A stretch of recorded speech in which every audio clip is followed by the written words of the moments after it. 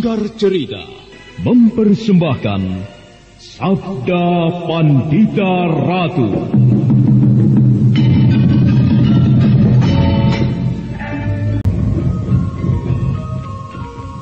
Sabda Pandita Ratu, naskah ditulis oleh Pondra Swasti Langit, diolah oleh Agus Nur Ismail, didukung oleh artis-artis terkemuka, Ferry Fadli, Eli Ermawati, M. Abud, Ivona Rose, dan lain-lain. Teknik dan montase, Ibing Arifin, dengan sutradara Dian Pertiwi.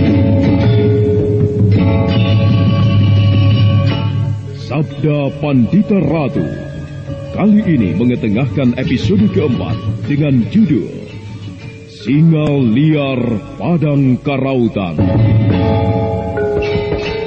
Angkungan itu ternyata adalah milik Senopati Kebo Dampit dan Senopati Rudra Bondo. Setelah 2 ekor kuda itu memasuki sisi halaman, 2 senopati itu pun segera turun dari punggung kudanya, kemudian langsung melangkah ke ruangan pendopo.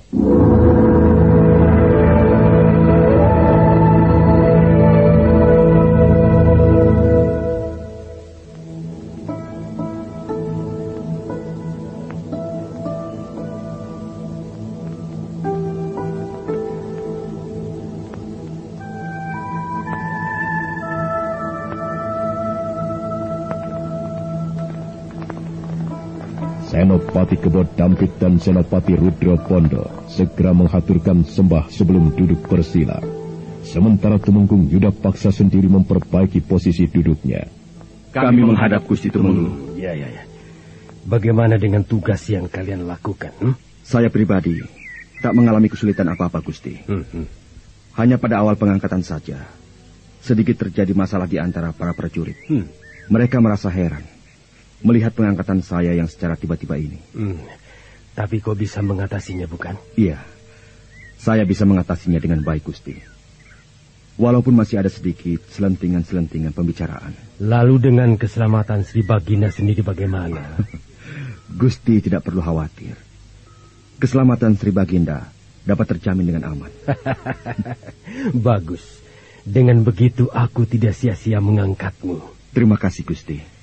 Dan untuk selanjutnya aku harap kau meningkatkan penjagaan dan keamanan lebih ketat lagi. Karena pada saat sekarang ini, keselamatan Sri Baginda bisa kurang terjamin. Di Istana Kediri ini ada seorang telik sandi yang berhasil menyelusup menyamar sebagai seorang penjabat istana. Nah, aku harap kau bisa lebih berhati-hati lagi, Senopati Rudra Bondo. Saya, Gusti.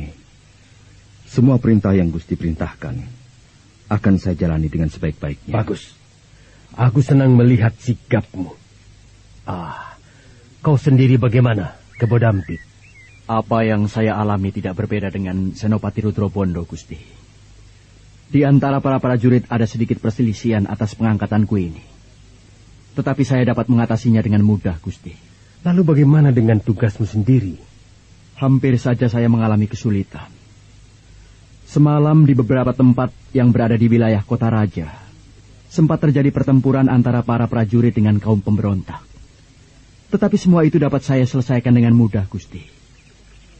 Saya dan beberapa prajurit Kediri berhasil membunuh mereka. Dan beberapa orang dari mereka dapat kami tangkap hidup-hidup. Bagus. Bagus. Tugasmu termasuk berhasil, Senopati Kebo Dampit.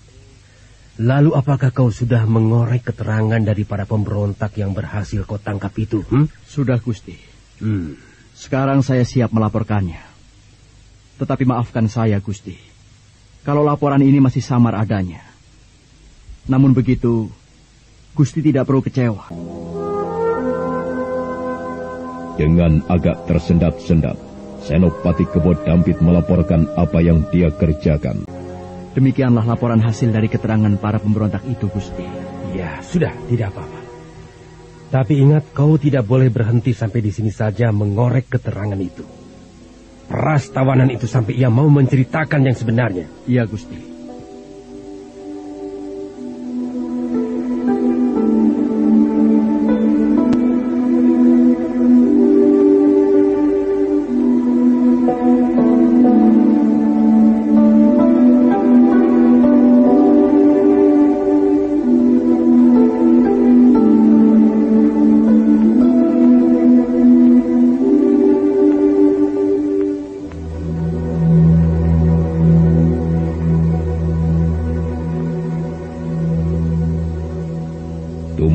Yuda Paksa berhenti bicara beberapa saat.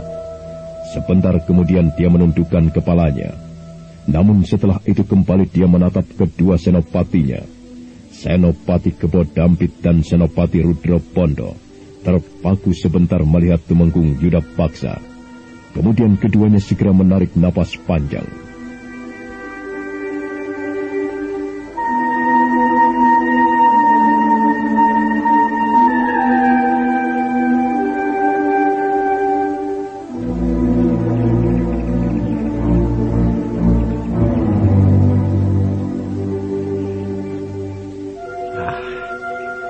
Aku merasa bersyukur kalian dapat melakukan tugas dengan baik. Tetapi aku sendiri, aku gagal menangkap Murti Wandawa. Oh, kenapa hal itu bisa terjadi, Gusti? Seseorang telah membocorkan rahasia penangkapan itu. Maksud Gusti, telik sandi musuh yang menyelusup ke istana yang telah membocorkannya? Ya, aku benar-benar murka terhadap telik sandi itu. Keadaan kita sekarang rasanya semakin gawat. Kita harus berhati-hati. Dan yang membuatku tidak habis pikir, telik sandi itu mengaku sebagai seorang senopati. Tapi aku masih sangsi atas pengakuannya itu. Apakah Gusti telah bertemu dengan telik sandi itu? Ya, aku memang telah bertemu dengannya. Aku bertemu di pondok persembunyian Murti Wandawa. Dia mengaku bernama Lintang Panjarsore. Yakin bahwa orang itu adalah telik sandi yang menyamar sebagai seorang senopati di Kediri? Aku sebenarnya kurang yakin. Kalau dia memang seorang senopati, senopati yang mana? Aku tidak melihat ciri-ciri yang kutemukan di antara para senopati di Kediri. Kalau begitu, menurut dugaan saya, telik sandi itu pasti bukan seorang senopati. Bisa jadi ia seorang tumenggung atau seorang pejabat istana yang lain. Iya. Bisa jadi begitu. Tapi yang aku herankan kenapa dia mengaku sebagai senopati. Apa sebenarnya yang ia inginkan? Apakah Gusti Tumenggung mengenali wajahnya? Tidak. Waktu aku berhadapan dengannya, dia menutupi wajahnya dengan secari kain. Dan itu pun salah satu yang membuatku penasaran. Sayang sekali. Kenapa Gusti tidak menangkap saja orang itu? Orang itu mempunyai kepandaian cukup tinggi, Kebo Dampit. Kecepatannya sangat luar biasa sekali. Aku sendiri hampir kewalahan menghadapi orang itu. Tapi kalau saja ia tidak melarikan diri, sudah pasti aku bisa menangkapnya. Tapi sudahlah, sebaiknya sekarang kalian menjalankan tugas dengan baik. Aku tidak mau ada kecerobohan-kecerobohan kalian dalam bertugas. Di samping kalian menjalankan tugas ini, tetapi kalian pun jangan lupa untuk mencari tahu siapa itu Lintang Panjarsore. Iya, Gusti. Saya akan mencari siapa itu Lintang Panjarsore. Begitu juga dengan saya, Gusti. Saya akan berusaha mencari telik sandi itu. Kalau memang dia berkeliaran di istana Kediri ini. Iya, cari tahulah secepatnya. Aku sudah tidak sabar untuk mencengkram wajah telik sandi itu. Kemudian akan kuhadapkan pada Sri Baginda. Dia pikir Tumenggung Yuda Paksa dapat dianggap remeh begitu saja. Lintang Panjarsore, nyawamu sebentar lagi melayang di tanganku.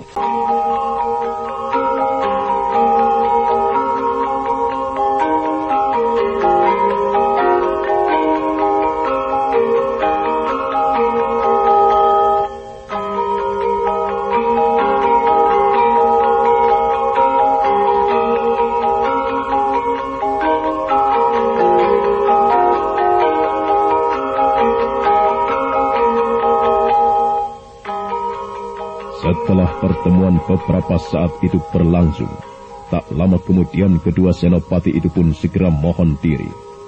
Dan sekarang Senopati Kebo Dampit serta Senopati Rudra Pondo sudah meninggalkan Katumenggungan.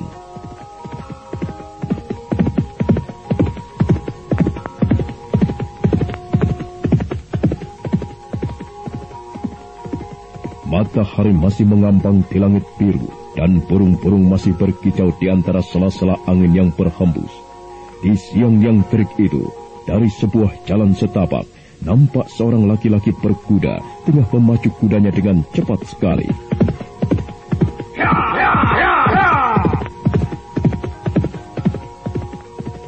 Setelah menelusuri jalan setapak, tak lama kemudian orang itu pun menghentikan langkah kudanya. Kemudian dari arah lain, seseorang mendekatinya.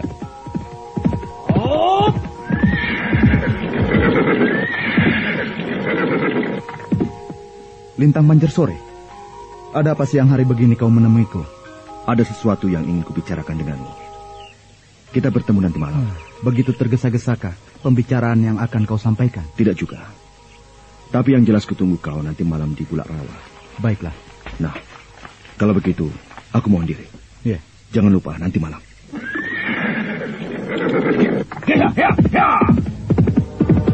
Perlahan malam menggapai dengan terseok-seok, diiringi serangga malam yang saling bersahutan. Sementara itu di sebuah tempat yang bernama Bulak Rawa, nampak sesosok tubuh tengah berdiri di atas sebongkah batu. Wajahnya kelihatan samar sekali karena diterpa sinar bulan dan gelapnya malam. Mudah-mudahan tak ada masalah yang mengganggu perjalanan Lintang Awan. Aku melihat sosok bayangan tengah melangkah kemari. Mungkinkah dia itu Lintang Awan? Lintang Pancarsore. Iya, aku di sini. Syukurlah kau bisa sampai kemari. Bagaimana perjalananmu? Apakah kau yakin tak ada orang yang membuntutimu? Kau tidak perlu khawatir, Lintang Pancarsore. Aku selalu waspada setiap akan melakukan sesuatu. Syukurlah. Ayo. Duduk di sini. Ayo. Iya. Lintang Awan, sekarang aku mau tanya. Bagaimana perjalananmu sewaktu menuju timur Padang Karautan? Menurut Tumenggung Yudapaksa, dia menemui sebuah peristiwa yang menegangkan. Peristiwa yang menegangkan? Iya. Menurut Tumenggung Yudapaksa, dia telah bertemu dengan seseorang yang bernama Lintang Pancarsore. Aku sebenarnya kurang yakin atas cerita yang dipaparkan Tumenggung. Bisa jadi cerita itu hanya sekedar karangannya saja. Lalu, menurutmu sendiri, bagaimana? Aku rasa orang yang mengaku sebagai Lintang Pancarsore itu adalah Anjam Piani Kayuwangi. Iya, bisa jadi begitu. Mungkin dia sengaja berbuat demikian untuk membalas kebaikan kita. Menurut dugaanku pun demikian. Kalau begitu, sekarang Tumenggung Yudapaksa tengah berada dalam kebingungan. Iya. Dia tidak bisa sembarangan menerka. Sementara ciri-ciri Lintang Pancarsore yang dia lihat masih melekat dalam ingatannya. Secara tidak sengaja, aku merasa bersyukur atas tindakan Anjam Piani Kayuwangi. Iya. Dengan demikian, keadaanku sebagai Telik Sandi di Kediri akan semakin jauh dari kecurigaan.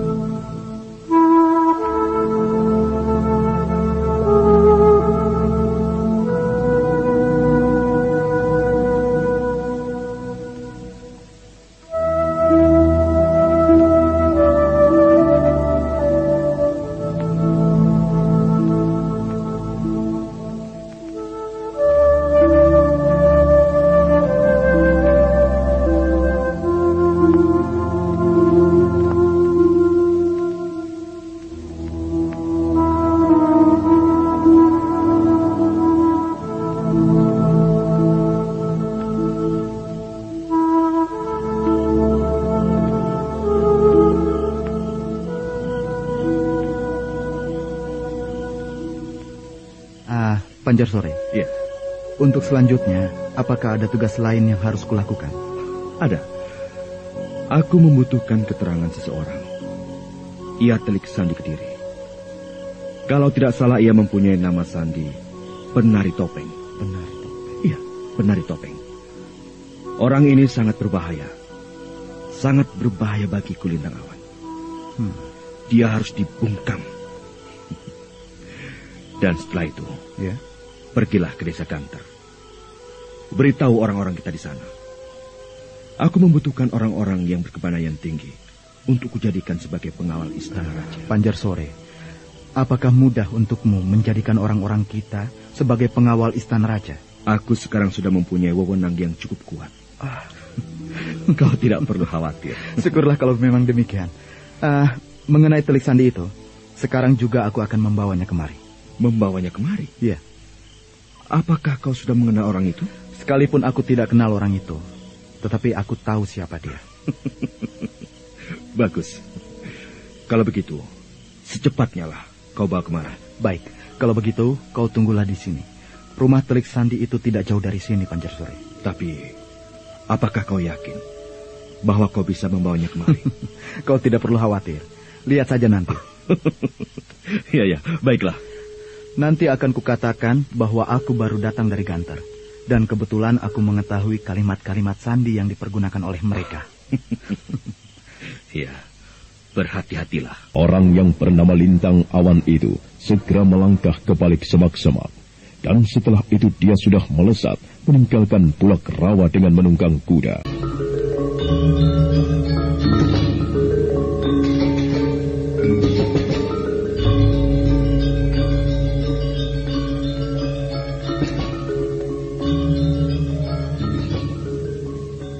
Lintang Awan terus memacu kudanya menelusuri jalan setapak yang gelap. Udara dingin menerpa dengan lembut, dan malam terus memayungi di sela-sela waktu yang bergulir.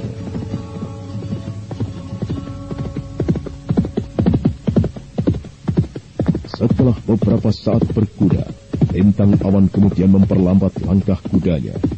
Sekalipun malam masih terus bergulir, tetapi tatapan mata Lintang Awan bagaikan mata seekor kucing yang menatap tajam ke arah sebuah pondok.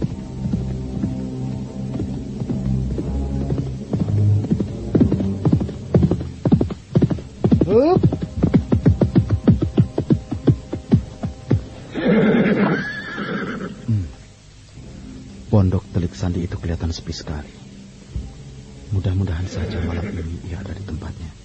Dengan begitu, aku tidak perlu sulit-sulit untuk mencarinya.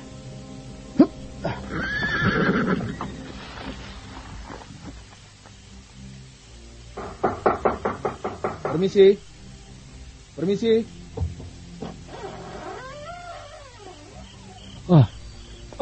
Siapa kau? Ada perlu apa malam-malam begini datang ke pondokku? Kupikir kau tidak ada di pondokmu. Nanti dulu. Rasanya aku tidak pernah mengenalmu. Kau memang tidak pernah mengenalku, penari topeng. Tapi nanti pun kau akan segera tahu siapa aku. Maaf, Kisanak. Namaku bukan penari topeng. Mungkin kau salah alamat. Maaf. Aku harus menutup pintu ini. Hari sudah terlalu malam. Sebentar. Kenapa harus begitu, penari topeng? Aku justru datang dari jauh-jauh ingin bertemu denganmu. Tapi kau salah alamat, Kisanak. Aku bukan seorang penari topeng. Baik. Agar kau tidak mencurigaiku, aku akan mengucapkan kalimat sandi ini. Malam gelap gulita, tukang sampan mencari ikan. Oh, kau dari Ganter. Iya. Nah, bagaimana? Sekarang sudah jelas bukan siapa aku? Oh, Kisanak. Seharusnya tadi kau menyebutkan kalimat sandi itu dulu, agar aku tidak mencurigaimu. Apakah ada pesan dari Ganter untukku? Ada. Pesan itu mengenai mata-mata yang mempunyai nama Lintang Panjarsore.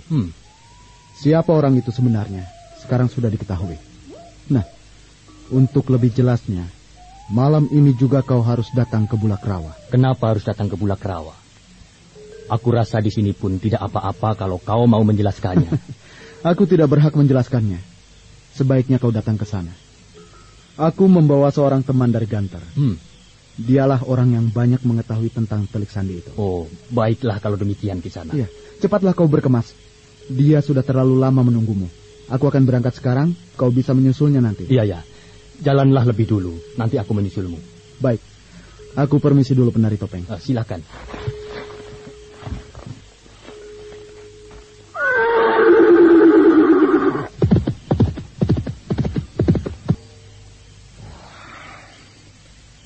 Apakah Lintang Awan akan berhasil membawa Telik Sandi penari topeng itu? Aku jadi sangsi dengan apa yang dilakukannya ini. Aku mendengar langkah kuda menuju kemari. Apakah dia Lintang Awan? Oh, benar, Lintang Awan. Up.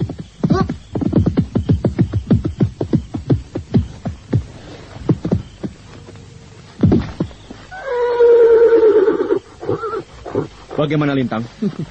Beres. Semuanya beres Lintang Pancarsore. Dia pasti akan datang kemari. Kelihatannya kau yakin sekali dia akan datang kemari. Kenapa aku harus tidak yakin? Aku tuh sudah membuat kepercayaan yang baik. Semula dia memang curiga padaku. Tetapi setelah kusebutkan kalimat sandi itu, dia pun langsung menebakku bahwa aku baru saja tiba dari Ganta. Sudahlah Lintang Pancarsore. Kau lihat saja nanti buktinya. Iya. Mudah-mudahan saja dia tidak mencurigaimu. Nah, kau dengar langkah kaki kuda itu? Oh iya. Aku mendengar.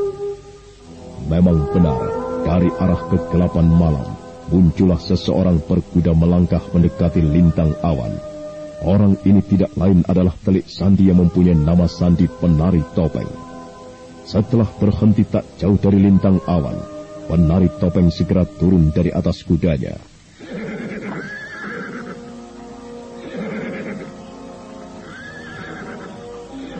Penari Topeng, mendekatlah kemari. Aku rasa kau sudah mengenal siapa orang ini. Iya. Tanpa mempunyai rasa curiga sedikit pun, Telik Sandi Kediri itu segera menghampiri Lintang Pancarsore. Perlahan orang yang bernama Lintang Pancarsore itu menoleh. Tapi ketika tatapan mereka beradu, tiba-tiba saja Telik Sandi itu terkejut.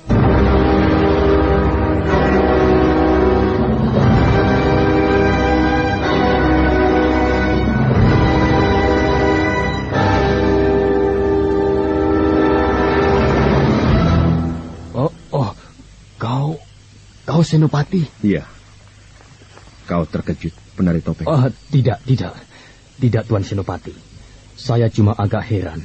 Ternyata Tuan Senopati adalah prajurit mata-mata sepertiku juga. Kau jangan salah terka, Penari Topeng. Siapa bilang aku mata-mata sepertimu? Oh, tapi bukankah kehadiranmu malam ini membawa berita dari Ganter? Apakah itu bukan berarti kau seorang Telik Sandi? Sayang sekali, kau terlalu bodoh untuk memahami keadaan. Apa maksudmu, Tuan Senopati? Aku jadi tidak mengerti. Kenapa tiba-tiba sikapmu jadi kurang sopan? Dengar baik-baik, Telik Sandi.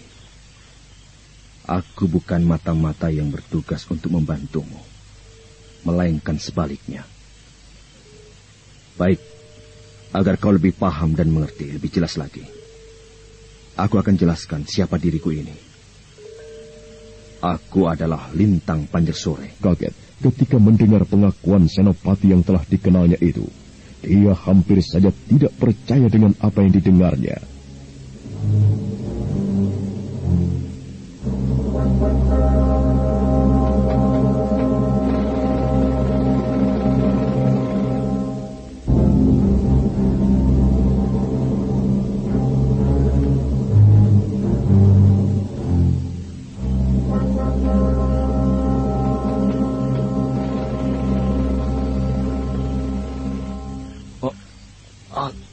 Jangan main-main, Tuan Senopati. Hal ini nanti bisa membahayakan dirimu sendiri. Aku bicara yang sebenarnya, Telik Sandi. Sungguh buruk sekali nasibmu. Kalau saja kau mempunyai perasaan yang peka, mungkin kau tak akan mengalami nasib buruk ini. Tapi kau tidak perlu khawatir. Aku masih memberikan kesempatan padamu. Asal kau mau menjelaskan. Iya. Siapa orang yang menyuruhmu menghadap Tumenggung Widapaksa? Aku... Bicaralah yang jelas, Telik Sandi. Atau kau akan merasakan tajamnya keris ini. Lihat yang jelas. Tajam bukan ujung keris ini? Nah, beritahukanlah aku.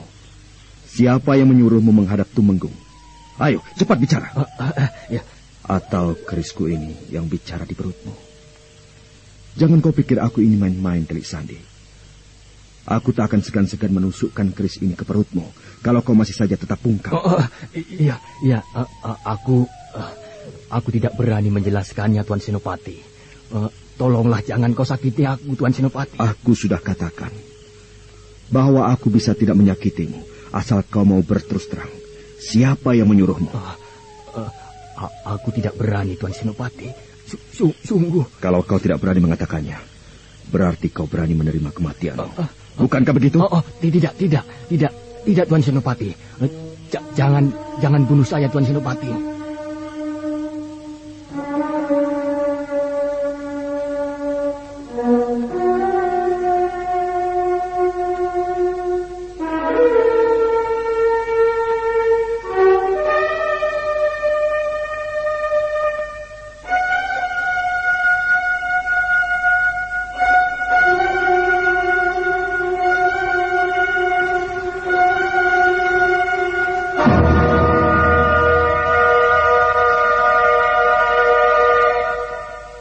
Lintang Pancersore tidak memperdulikan keluhan itu. Perlahan dia mengangkat keris itu ke udara, sambil menatap tajam wajah Telik Sandi yang kelihatan sangat ketakutan itu. Tapi ketika keris itu akan segera dia tikamkan, Telik Sandi itu segera berteriak.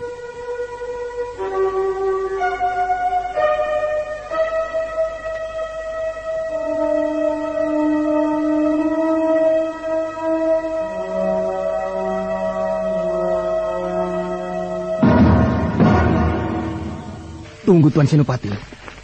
Baiklah, aku akan memberitahumu. Bagus.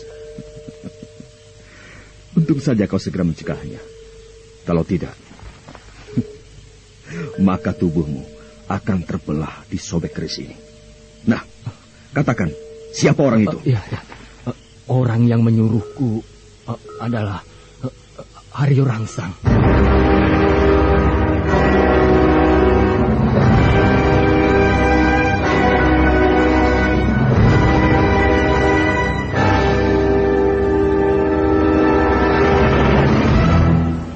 Haryo Rangsang? Iya. Telik Sandi, apakah kau mengatakan yang sebenarnya? Aku kenal sekali siapa Haryo Rangsang. Iya, saya tidak bohong, Tuan Senopati. Kurang ajar. Ternyata Haryo Rangsang adalah mata-mata Kediri. Telik Sandi. Iya, Tuan Senopati. Siapa lagi selain Haryo Rangsang? Terutama mata-mata yang berada di kantor. Aku tidak tahu, Tuan Senopati. Di sana aku hanya berhubungan dengan Haryo Rangsang. Kau masih saja coba-coba berbohong padaku, Telik Sandi. Jangan, Tuan Senopati. Jangan kau tekan keris ini ke perutku. Aku sungguh-sungguh tidak berdusta. Aku memang tidak tahu siapa lagi Telik Sandi yang berada di Gantar itu.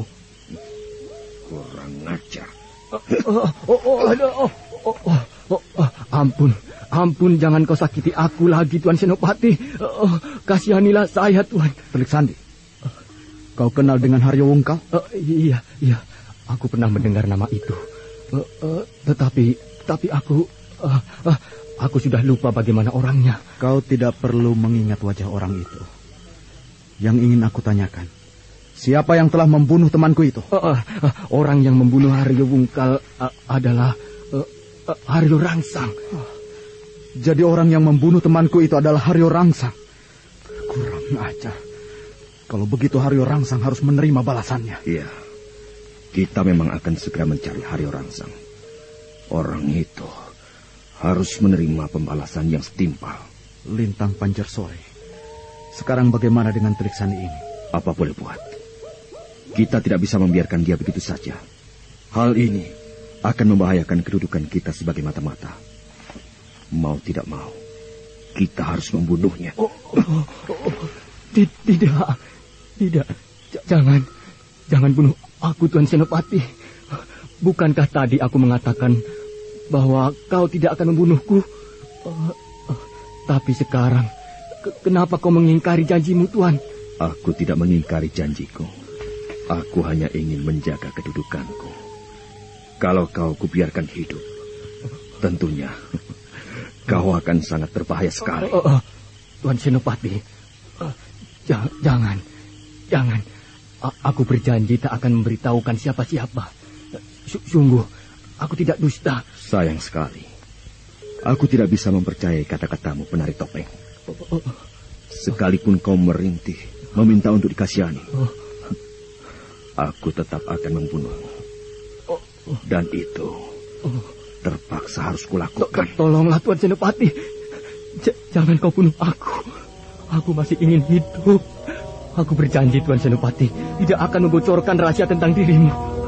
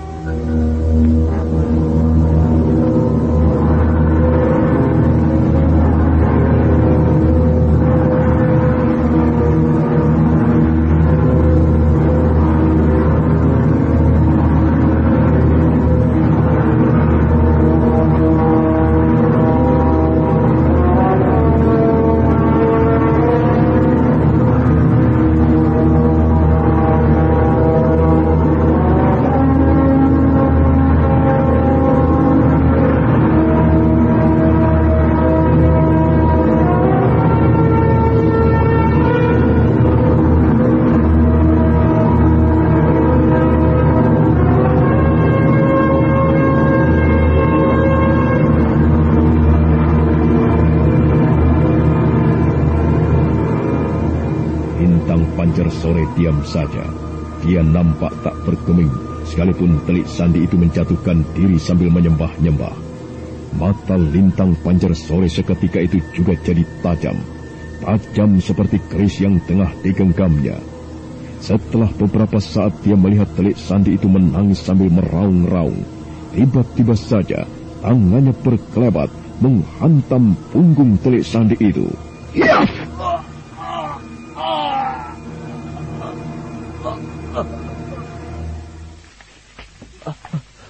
Kau membunuh juga Senopati. Biadab kau.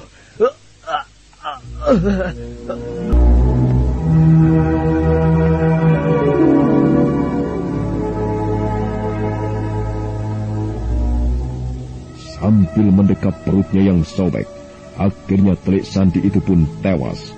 Darah mulai mengucur dari bagian perutnya yang sobek. Sementara lintang Panjer Sore sendiri hanya menarik nafas lega sambil menyarungkan kembali kerisnya.